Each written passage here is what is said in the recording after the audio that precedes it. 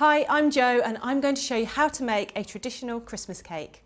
Now in this bowl I have a huge selection of mixed dried fruits which have been soaking in 150 millilitres of brandy and the grated zest and juice of one orange.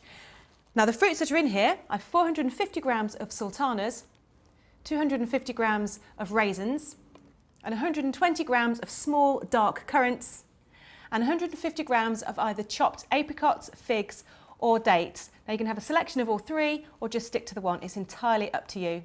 And I've also got in here 200 grams of glacé cherries which have been halved and 110 grams of mixed dried peel. Now this just needs to be mixed together and left to soak overnight, and that will make sure all those fruits plump up in that brandy and the orange juice, and it makes a really nice rich juicy cake once it's cooked. Now in here I have 250 grams of unsalted butter, which is at room temperature, and to that I'm going to add 200 grams of muscovado sugar. Now this is a really rich, deep, sticky sugar, and it adds a nice depth and colour to the finished dish and a nice caramel flavour as well. So just scatter that over the top and then beat until light and fluffy.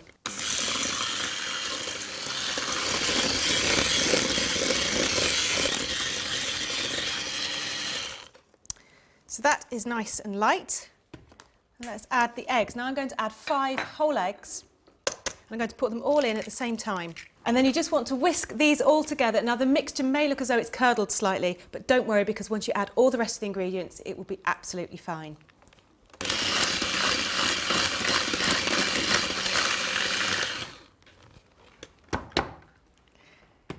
So, next thing, we're going to take all of our lovely mixed fruits and tip these straight in, making sure you add all of that liquid as well that they've been soaking in, if there's any left in the bottom of the bowl. Lovely and plump and juicy. And then in with some nuts. I've got a combination of pecans and macadamias, and there's 200 grams here. Now you could use other nuts if you wanted to. Some walnuts or some Brazil nuts would also be really nice. And 300 grams of plain flour. Tip this straight in.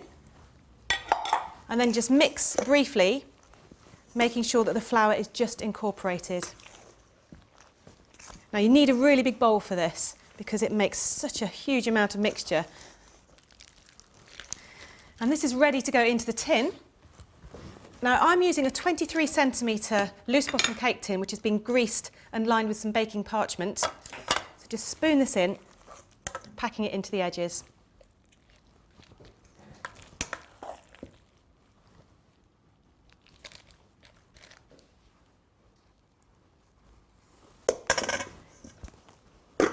And then just press down with either the back of a wooden spoon or with a spatula, just to make sure that you level off the surface. And then you'll have a lovely flat cake on top, which is great if you want to ice it afterwards. There we go, that is looking lovely. Now this will take 3 to 4 hours to cook in a preheated oven on 150 degrees centigrade.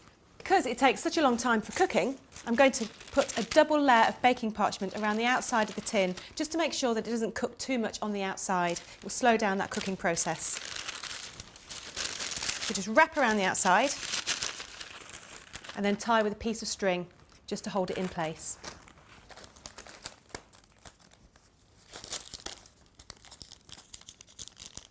So this is now ready to go into the oven, and now after 3 hours check to see if it's cooked by inserting a skewer. If it comes out clean, it's ready. If not, pop it in for a further hour. If you're worried it's going to go too dark on the top, just take an extra piece of baking parchment, just a circle like this, and sit it over the top, and that will stop the surface from going any darker.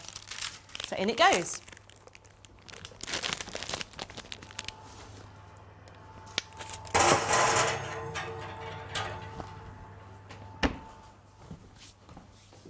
Now the cake has cooked and cooled and can be served just as it is, but you can also make this cake 2 to 3 months ahead of time. Now if you're going to do that, just wrap tightly in some baking parchment and tin foil and place in an airtight container. Traditionally you can feed the cake, and to do this you insert little holes into the surface of the cake with a cocktail stick or a skewer and then sprinkle over a couple of tablespoons of brandy. Now this adds moistness and flavour to the finished cake. And when it comes to finishing off the cake, you can decorate it in a traditional way with icing or keep it nice and simple with a sprig of holly.